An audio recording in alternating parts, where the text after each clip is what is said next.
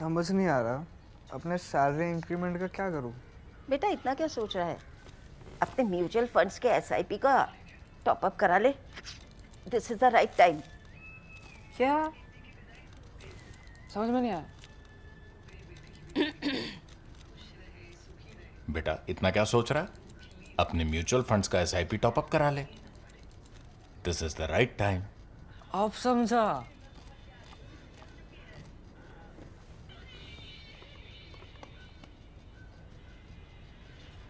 Mutual fund investments are subject to market risks. Read all scheme related documents carefully. This episode of First Person Second Draft comes to you on the birth anniversary of Kanshi Ram. Kanshi Ram, the founder of Bahujan Samaj Party or BSP. First Person Second Draft, as you know, are stories or issues that I might have written about in the past, that I might have covered in the past, but where much has changed, and now with the benefit of hindsight, we can visit them. So the first draft of this was written, in fact, the very first draft was written in the summer of 1988, and I will take you back there. And once again, I wrote a piece in 2018 as well. I will share both with you, one by way of a link to India Today, and second by way of a link to the print website. So you check those out. Kanshi Ram today would have been 91. This is his 91st birth anniversary. And at this point, the party that he founded, Bahujan Samaj Party, is not in very good shape. The party since then, he anointed one of his followers, his closest confidant and follower, Mayawati, as his successor. No member of his family. She was a follower and a party cadre who rose through her own merit. She became his successor. Under her, the party did very well. She's been Chief Minister of UP, besides being in partnership with BJP for shorter periods. She's been Chief Minister of UP with a full majority of her own for one entire term. That is quite historic. From 2007 to 2012, she was in power in Uttar Pradesh. Then she was succeeded by Samajwadi Party under Mulayam Singh and Akhilesh Yadav. So in between, she had a full 5-year term. That was a kind of peak of Bahujan Samaj Party. She also had a bunch of MPs routinely in Lok Sabha and Rajya Sabha. At one point, she joined hands with the BJP and the left to try and bring down the UPA government. This is in the wake of the nuclear deal, vote of confidence on the nuclear deal. And the understanding was that if they were able to bring down the UPA, they will make Mayawati the Prime Minister, and then India will have its first Dalit Prime Minister. That, I would say, was a kind of high point for her. It was a high stakes gamble which she lost. After that, she hasn't quite recovered. At this point, the party is in very bad way. Right now, she has only one elected legislator, that is Uma Shankar Singh, who got elected from Rasra on her ticket in the last election, 2022 election. She herself is not a member of parliament. She also has only one Rajya Sabha member, who has Ramji Gautam, who has only 1 year left now. So after 1 year, she will have no elected member anywhere. That is quite a fall, and that tells you that her party is in a crisis. The party is also in news right now because last year she went through a flip-flop. She anointed her nephew Akash Anand, and a fiery speaker, very impressive, started getting lots of crowds and lots of media attention, and that probably became his undoing. He was also very critical of the BJP, which is something Mayawati doesn't like too much because she's very careful there, very wary of that. And she removed him. First, she had appointed him as the party's national coordinator. Then she removed him, saying that he's immature, just on the eve of the 2024 elections.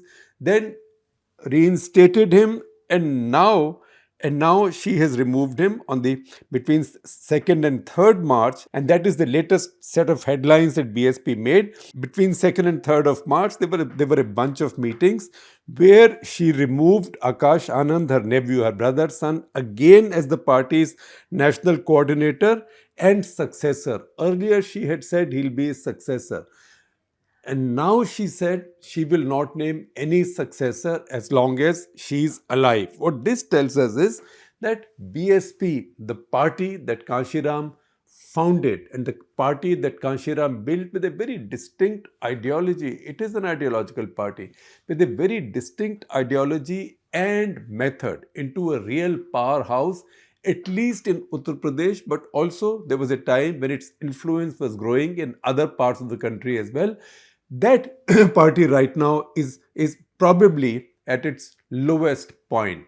In fact, the latest crisis in the BSP almost coincides with Kanshi Ram's 91st birth anniversary. So this gives me the opportunity to give you the second draft of a first person story. So this begins in the summer of 1988. Probably the most important by-election in the Indian political history took place in Allahabad then. In fact, I was in Allahabad just a couple of weeks back and remembered the solitary hotel where we lived there. We stayed there and all the media group was hanging out there and all the stories came back to me. So this was probably the most important history-defining by-election in Indian politics. Funnily, it was for a Lok Sabha seat for just over a year because 1989 general election was due. So whoever won this seat was only going to be there for a year. But all of that was secondary. The primary issue was Bofors scandal and the challenge to Rajiv Gandhi that was building around it. In fact, it's also interesting that I'm talking about this just when a very important book has been published on the Bofors scandal by Chitra Subramanian, journalist who worked at The Hindu, The Indian Express, but became quite a name in her own right. And she followed the Bofors story very closely for a long time, also while she lived in Geneva. So please check out this book as well. The leader of that challenge, though, even when you read the book, you will figure this out. The leader of the challenge to Rajiv Gandhi that was building around the Bofors scandal was VP Singh. He had rebelled, resigned as defense minister and as Lok Sabha member and was seeking re-election from Allahabad. The by-election in Allahabad in turn was also caused by the Bofors scandal. Amitabh Bachchan's name had been dragged in the scandal through his brother Ajitabh Bachchan and he had resigned his Lok Sabha seat, giving up politics forever. Allahabad is where, Allahabad it was called then, he had defeated the great former Congress stalwart but now with the opposition and former Chief Minister of Uttar Pradesh, Hemwati Nandan Bahuguna in the 1984 election by a very large margin. But when controversy started over the Bofors case, he resigned his seat, so that seat was vacant. This is what made it such a historic election. To counter VP Singh, the Congress fielded Sunil Shastri, son of the soft-spoken, if another immortal son of Allahabad, Lal Bahadur Shastri. And once again, it's a very interesting timing for this edition of First Person Second Draft because a new book, again a defining new book on Lal Bahadur Shastri is also being published. It's yet to be formally released. It will be formally released in about a week or 10 days. This is The Great Conciliator, Lal Bahadur Shastri and the Transformation of India by Sanjeev Chopra, who is a prominent and widely respected former IAS officer, also is a columnist for ThePrint. So this one too. His son, one of his sons, Sunil Shastri then was the Congress candidate in Allahabad against VP Singh. And as if a mere by-election wasn't much fun already, a new star, not so well known until then, emerged on the scene. His name was Kanshi Ram. His party, the still little known Bahujan Samaj Party, and the symbol and unfamiliar blue elephant, Hathi. Kanshi Ram obviously knew he would not win this by-election. In fact, he was quite sure he would finish third. But he knew that there could be no better occasion to launch his Dalit politics and party than this. Remember, this is also an example or something like this that Arvind Kejriwal did in 2014 when he went to Varanasi to contest. He would have known that he wasn't going to win, right? Maybe he would have finished third, but he figured that that was the best way to get national prominence. That is going and challenging Narendra Modi in the Hindi heartland. As things turned out, he finished second in fact. Kanshi Ram had a similar notion, right? I'm not going to win. I may finish third, but the whole country will now know a leader called Kanshi Ram, his party called Bahujan Samaj Party, and his politics, which was Dalit politics, but he never called it Dalit politics. He called it anti-Manuvadi politics. He also called it Bahujan politics. And why Bahujan? I will come to it as we go along. Kanshi Ram then was just 54. So I take you back 37 years. He was then 54 and his proposition was very simple arithmetic. The Harijans, the term Dalit wasn't used very much then. The Harijans or the Dalits now, other backward classes, OBCs and minorities constitute 85% of India's population. Why should they continue to be ruled by Brahmins and Thakurs then? And hence the slogan that caught popular imagination. Vote hamara, Raj tumhara, nahi chalega. That was the slogan. Kanshi Ram had just one refrain. He said it crudely but very effectively. And I quote from him, for 40 years after independence, you all have remained animals. आप सब जानवर रहे हो. This is your chance to become human. ये तुम्हारा इंसान बनने का मौका है. Get together and throw out the upper caste's yoke. Nobody gave him any chance of winning in that election. But if he collected enough votes, it could mean anything. Defeat for Singh or third place for Congress party's Sunil Shastri. More than 1/3 of Allahabad electorate then was Dalit, many from the backward castes, and the Muslims supported him as well. So he had Dalits, some backward castes and Muslims, all of that was going to be at the Congress's cost mostly. For reporters like us, new to his method and energy, Kanshi Ram's campaign was a surprise and by far the most vigorous of the three. His blue flag and elephant symbol dotted all over the constituency. The party's bicycle squads pedaled furiously and relentlessly through the countryside. His begging squad, Bhikhari squad, I will tell you what these mean. His begging squads carrying sealed collection boxes and banners proclaiming the campaign to collect notes with votes moved from one Dalit mohalla to another, collecting a little cash and plenty of loyalty. 2 rupees. 2 rupees is all he sought to begin with. The money collection is symbolic, Kanshi Ram told us. Once a poor sweeper pays me even 2 rupees, Kanshi Ram went on to say, he will have the self-respect to throw chappals at the congressmen who come to buy his vote. Or maybe he will take lots of money from the Congress party and still vote for me, because by giving me this 2 rupees, his logic was he will become a shareholder in Bahujan Samaj Party and its politics. The other distinctive thing was his choice of militant rhetoric. His method was military, this squad, that squad, because remember, he had worked in a defense lab.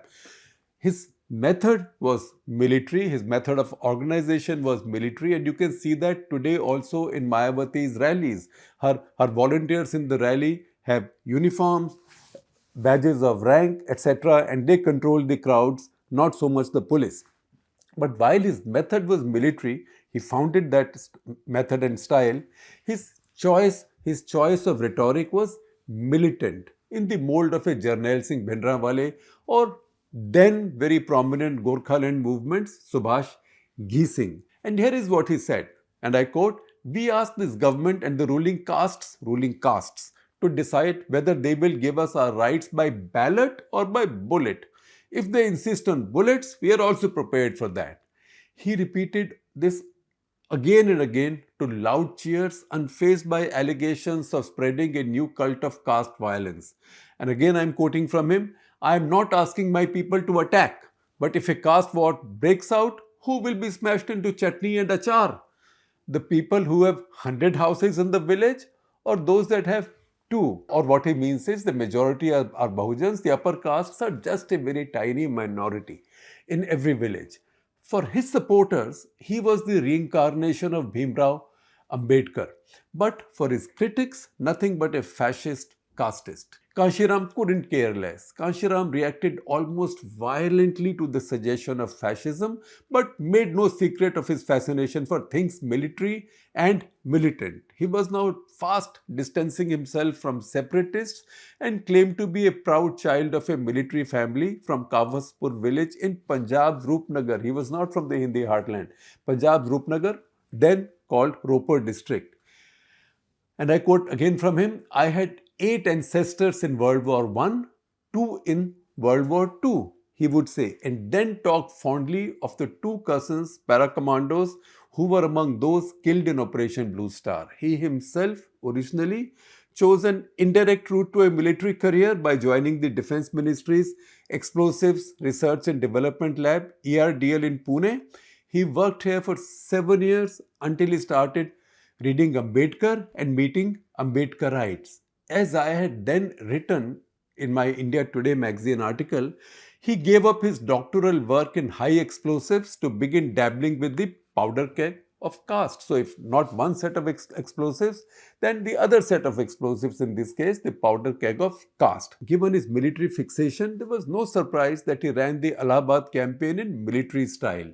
The entire floor of 6 rooms hired by his party in Hotel Tausi was the control room, from which orders were routinely passed to the contact room. All military lingo, you see, from control room to contact room. That contact room was actually the house of his follower, Jang Bahadur Patel. The entire constituency was divided into 5 garrisons. His language, his usage, not mine. 5 garrisons, each with its own motor vehicle fleet, supply dumps, and community kitchens or langars, fully Fauji style. Like with special forces, election work was divided among 7 squads. These included a painting squad assigned to the task of painting 50,000 blue elephants in the city, printing squad, bicycle squad, begging squad, awakening squad, speaker squad, and even an intelligence squad. Fully Fauji, I repeat. The intelligence squad, said Kanshi Ram, and I quote from him now, the intelligence squad, he said, deploys 500 people, mostly retired scheduled caste and backward caste officers from the Intelligence Bureau and Research and Analysis Wing, RAW, to find out what is happening in the enemy camp. Behind this sometimes comical military facade, comical at least at that point, behind his comical military facade lay an extremely shrewd, ruthless and brilliant mind. Kanshi Ram had already built a highly secretive band of supporters in government services who formed the backbone of his movement and gave him money and support. They gave him donations in return for currency notes printed by him, right? He printed a 100 rupee note and somebody gave him 100 rupees in return for that. They just keep my notes like souvenirs and give me real cash, Kanshi Ram said, claiming that he could raise unlimited amounts. Mayawati has done not very poorly either in that area. Allahabad was his acid test. Only a good performance here would win him credibility in the enormous vote bank he was seeking to take away from the Congress party. That was his target. That is why he chose to contest himself. And I again quote from him, I just had to do it, even if it means the defeat of a good leader like VP Singh, he had then told me. It is just too bad, but I can't help it. I'm sorry, he said. When votes were counted, VP Singh emerged victor and never looked back until he rose to become Prime Minister in the general election the following year. Because 89 general election, Congress party lost majority, and while being the single largest party, it decided to stay out of power. Allahabad by-election therefore became a springboard for VP Singh and for the big political change in India for the Congress party to lose its majority and to never win back again. That's the reason we said this election was so rhetoric. Sunil Shastri finished second for the Congress party and Kanshi Ram, as was widely expected, finished third, but with a credible 70,000 votes, which was a lot given how important this contest was and the intensity with which VP Singh and the Congress party had campaigned. The legend of Kanshi Ram and his BSP was now a reality. In a Walk the Talk interview with me later, Mayawati told me how when she met Kanshi Ram as a young student, she told me she was preparing to be an IAS officer. But he said, don't bother, Mayawati said. Don't bother, Kanshi Ram told Mayawati. I will make you somebody many IAS officers will dance around. The rest, as the old line goes, is history. The miracle Kanshi Ram founded, or the startup that Kanshi Ram founded in Bahujan Samaj Party, and the fact that he mentored, he chose, he found a young talented person, leader within his party, Mayawati, mentored her until she rose to being such a powerful national leader, to get power by herself in India's largest state and also be a factor through decades. Even now, she may not have more than just one MLA in UP, but even in the last election, she still got nearly 10% of the vote. So a lot of her vote is intact, and she's a force that can always come back. Although right now, she and her party are in a bit of a mess, and I wonder what Kanshi Ram would think of it and what she would have said to her by way of advice, because it is his dream, because it's his startup which became a unicorn in no time at all under a successor that he mentored and chose, and then declined in the course of time. Is there a second inning for it, or a second life for it, or a second reincarnation for Bahujan Samaj Party? We don't know, but we can't count it out. In fact, as we speak, you can also see on your screen a picture from that walk the talk we recorded. At that time, Kanshi Ram was very sick. He had had a stroke which had laid him up. He was sort of in semi-coma. He could smile a little bit. He could acknowledge when Mayawati talked. And in the course of that walk the talk, Mayawati took us upstairs in her Humayun Road house in New Delhi, in Lutyens, Delhi, and introduced us to Kanshi Ram and said, देखिए कौन आए हैं, ये शेखर गुप्ता आए हैं, मैं आपके लिए क्या मंगाऊं, मैं आपके लिए chole bhature मंगाऊं. All of this was recorded and all of this was published in that walk the talk. And what Kanshi Ram did was smile. So he was acknowledging, he was obviously understanding.